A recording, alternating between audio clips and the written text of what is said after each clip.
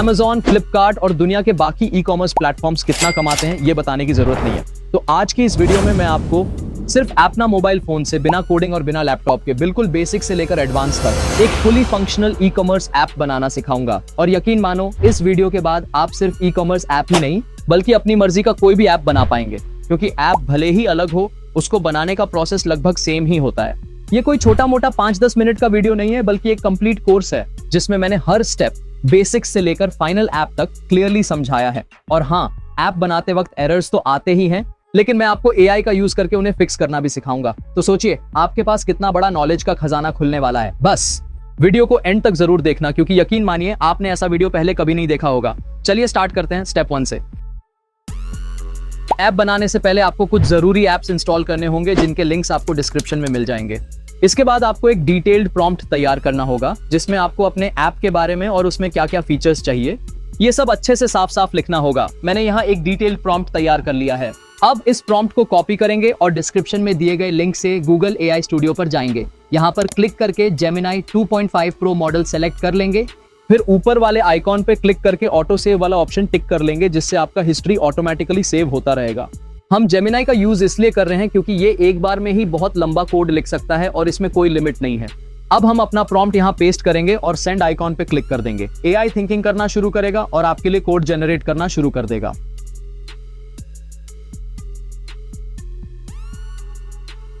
कुछ देर कोड लिखने के बाद ये रुक जाएगा, तो हमें बस सिंपली कंटिन्यू लिखकर दोबारा सेंड करना है। जेमिनी फिर से कोड लिखना शुरू कर देगा। आपको ऐसा तब तक करते रहना है जब तक AI आपको पूरा कोड ना दे दे। जब AI आपको setting.php फाइल का कोड दे दे तब आप समझ जाइए कि आपका पूरा कोड जनरेट हो चुका है, क्योंकि setting.php हमारा सबसे आखिरी फाइल है।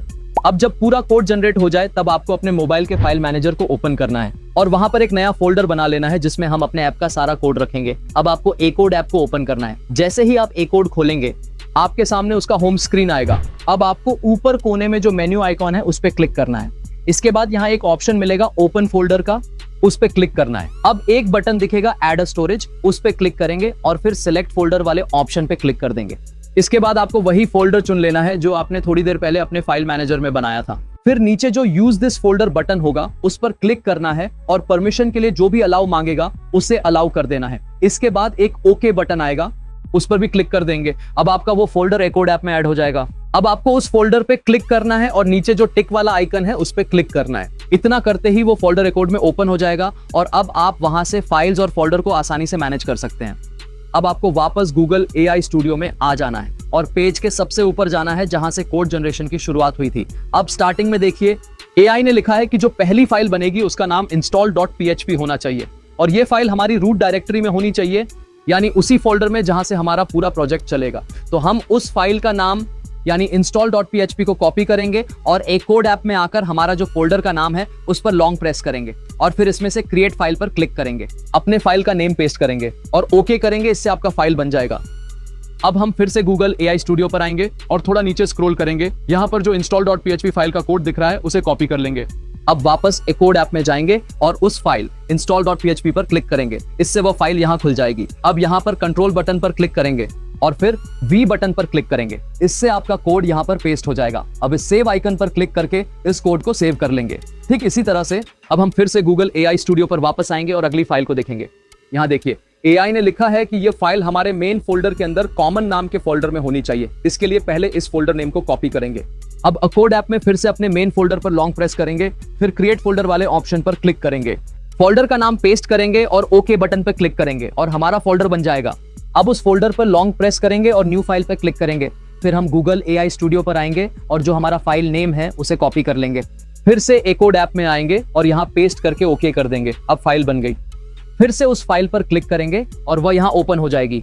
फिर से हम AI के पास आएंगे और नीचे स्क्रॉल करके पहले की तरह ही इस कोड को कॉपी कर लेंगे। फिर से A-Code ऐप में आकर कंट्रोल बटन और V पर क्लिक करेंगे और हमारा कोड यहाँ पेस्ट हो जाएगा। फिर हम इस सेव आइकन पर क्लिक करके इसको सेव कर देंगे। तो अब आपको इस फोल्डर के जितनी भी फाइलें होंगी उन्हें इसी तरह से बनाना है और उनमें कोड पेस्ट करके सेव करते जाना है। मैं अब थोड़ा फास्ट करके दिखाता हूं।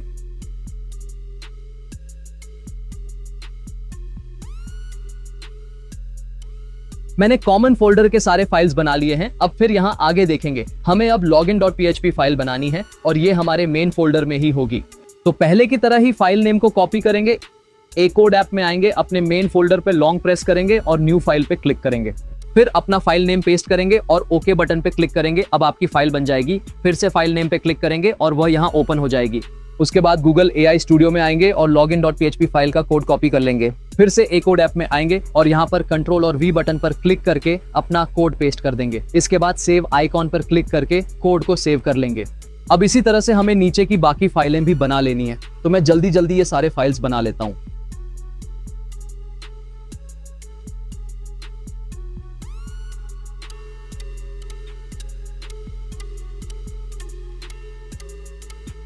तो मैंने ऊपर के सारे फाइल्स बना लिए हैं। अब आगे लिखा है एडमिन पैनल, यानी अब हमें एडमिन ऐप के लिए फाइल्स बनाने हैं। इसमें पहली फाइल login.php है जो एडमिन नाम के फोल्डर में होगी। तो पहले एडमिन फोल्डर का नाम कॉपी करेंगे, फिर मेन फोल्डर पे लॉन्ग प्रेस करेंगे, न्यू फोल्डर पे क्लिक करेंगे, नाम पेस्ट करके ओके कर देंगे। फिर एडमिन फोल्डर पे लॉन्ग प्रेस करेंगे, न्यू फाइल पर क्लिक करेंगे, फिर AI स्टूडियो में जाकर login.php नाम कॉपी करेंगे, ए कोड में आकर नाम पेस्ट करेंगे और ओके दबाएंगे, फाइल बन जाएगी। फिर फाइल पे क्लिक करके उसे ओपन कर लेंगे। अब फिर से AI स्टूडियो में स्क्रॉल करके कोड कॉपी करेंगे, कोड में आकर पेस्ट करेंगे और सेव आइकॉन दबाकर सेव कर लेंगे। अब अगली फाइल कॉमन फोल्डर में है जो एडमिन फोल्डर के अंदर होगा। तो अब एडमिन फोल्डर के अंदर एक कॉमन नाम का फोल्डर बनाएंगे और उसमें दी गई सारी फाइल्स पहले की तरह ही जल्दी जल्दी बना लेंगे।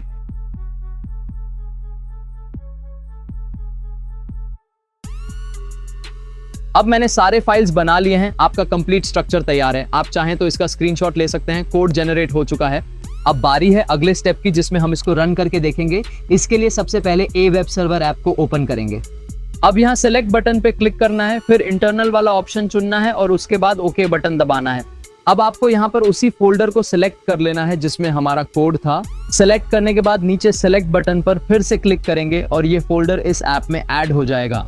देखिए, अब हमारा ऐप सिर्फ HTML में नहीं बल्कि PHP में बना है और PHP को चलाने के लिए एक सर्वर की जरूरत होती है। तो ये ऐप हमारे मोबाइल पर अभी एक लोकल सर्वर बना देगा जिससे आप बड़े बड़े ऐप्स आसानी से बना सकते हैं। आपको बता दूं कि फेसबुक भी PHP से ही बना था। अब यहाँ सर्विस वाले सेक्शन में जाकर स्टार्ट बटन पे क्लिक करेंगे, फिर इस MySQL आइकन पे क्लिक करना है और इसमें भी सर्विस वाले सेक्शन में जाकर स्टार्ट बटन पे क्लिक कर देना है। इससे हमारा ऐप टेस्ट करने के लिए रेडी हो जाएगा। अब आपको अपने किसी भी ब्राउजर को ओपन करना है और वहां के सर्च बार में ये जो लिंक है उसे पेस्ट कर देना है और फिर सर्च करना है। इससे हमारे ऐप के लिए जो भी जरूरी चीजें हैं वो सारी सेटअप हो जाएंगी। लेकिन देखिए, यहाँ पर हमें कुछ एरर्स आ गए हैं, तो इसे फिक्स करने के लिए बस इस एरर को कॉपी कर लेंगे और फिर गूगल AI स्टूडियो में आ जाएंगे। फिर अपना एरर यहाँ पे पेस्ट कर देंगे और इसमें कहेंगे कि इसको फिक्स कर दो। फिर सेंड आइकॉन पे क्लिक कर देंगे। अब AI आपको एक अपडेटेड कोड देगा। इसमें लिखा होगा कि हमें install.php फाइल को अपडेट करना है। तो इसके लिए यहाँ से उस कोड को कॉपी कर लेंगे, फिर वापस ए कोड ऐप में आएंगे, आराम से install.php फाइल को ओपन करेंगे। फिर पहले से मौजूद पुराने कोड को हटाने के लिए कंट्रोल बटन पे क्लिक करेंगे, फिर ए बटन पर। अब ये पूरा कोड सेलेक्ट हो जाएगा। फिर यहाँ कट बटन ऐसी सबको हटा देंगे और न्यू कोड यहाँ पेस्ट कर देंगे और अंत में सेव आइकॉन पे क्लिक करके फाइल को सेव कर देंगे।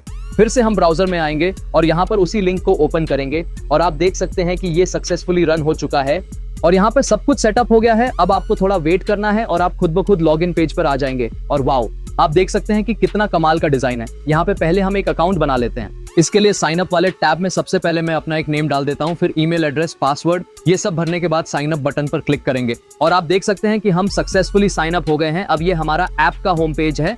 अभी यहाँ पे कोई प्रोडक्ट या कैटेगरी शो नहीं हो रही है क्योंकि हमने अभी कुछ ऐड नहीं किया है, लेकिन आप देख सकते हैं कि हमारे ऐप का डिजाइन कितना गजब का बना है।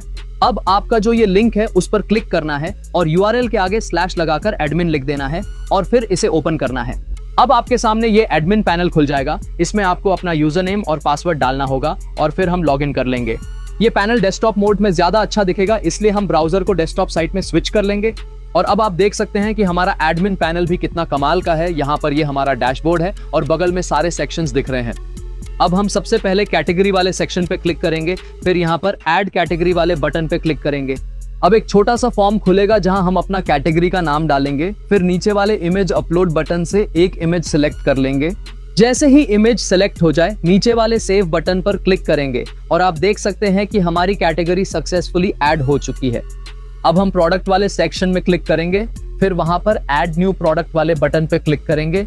अब एक नया फॉर्म खुलेगा जिसमें सबसे पहले हम प्रोडक्ट का नाम डालेंगे, फिर उससे जुड़ी कैटेगरी को सिलेक्ट करेंगे, फिर नीचे प्रोडक्ट का प्राइस। फिर स्टॉक और नीचे एक छोटा सा डिस्क्रिप्शन डालेंगे। इसके बाद नीचे वाले इमेज अपलोड बटन से प्रोडक्ट की इमेज सेलेक्ट करेंगे और फिर सेव बटन पर क्लिक करेंगे। इससे हमारा प्रोडक्ट भी ऐड हो जाएगा। अब मैं इसी तरीके से कुछ और सैंपल कैटेगरी और प्रोडक्ट जल्दी ऐड कर लेता हूं ताकि हमारा ऐप फुल सेटअप लगने लगे।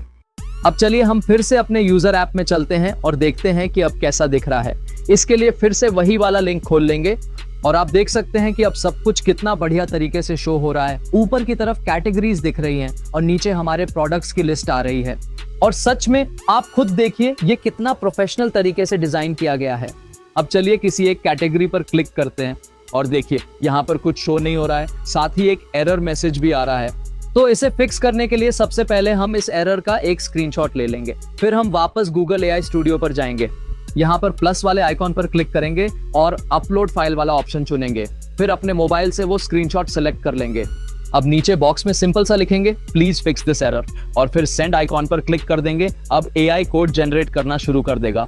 थोड़ा वेट कर लेना है। देखिए एआई ने बताया कि हमारा product.php फाइल बना ही नहीं है, तो पहले की तरह ही जल्दी से हम ये फाइल क्रिएट कर लेंगे और फिर इसमें एआई के दिए हुए कोड को कॉपी करके सीधे एकोड ऐप में आकर पेस्ट कर देंगे। अब हम फिर से उसी कैटेगरी पे क्लिक करेंगे और देखिए अब हमारा प्रोडक्ट पेज खुल गया है और उसमें सारे प्रोडक्ट्स भी सही से दिख रहे हैं। अब हम प्रोडक्ट डिटेल पे क्लिक करेंगे और यहाँ देखिए कितना अच्छे से प्रोडक्ट का डिटेल दिख रहा है। नीचे रिलेटेड प्रोडक्ट्स भी अच्छे से शो हो रहे हैं। अब हम ऐड टू कार्ट बटन पे क्लिक करके देखते हैं और देखिए यहाँ पे एक एरर आ गया है। कोई बात नहीं, इसको हम फिक्स कर लेंगे। इसके लिए पहले इसका स्क्रीनशॉट ले लेते हैं। अब कार्ट पेज पे क्लिक करके देखते हैं। देखिए प्रोडक्ट ऐड हो चुका है। फिर चेकआउट बटन पे क्लिक करेंगे और देखिए अब हम चेकआउट पेज पे आ गए हैं। यहाँ पे हमें अपना एड्रेस डालना है, तो मैं एक डमी एड्रेस लिख देता हूँ। फिर नीचे प्लेस ऑर्डर बटन पे क्लिक करेंगे और देखिए यहाँ भी एक एरर आ गया है, तो इसका भी स्क्रीनशॉट ले लेते हैं। अब हम गूगल एआई स्टूडियो पे आ जाएंगे। यहाँ प्लस वाले आइकॉन पे क्लिक करके अपना स्क्रीनशॉट सेलेक्ट कर लेंगे। अब नीचे लिख देंगे कि कहाँ प्रॉब्लम आई है। फिर सेंड बटन पे क्लिक कर देंगे। अब थोड़ा वेट करना है। एआई आपके लिए अपडेटेड कोड तैयार करेगा और देखिए इसने product detail page, cart page और चेकआउट पेज का नया कोड दे दिया है। अब हम जल्दी से पुराना कोड हटाकर नया वाला पेस्ट कर देंगे और इस तरह से कोड अपडेट हो जाएगा। चलिए अब फिर से टेस्ट करते हैं।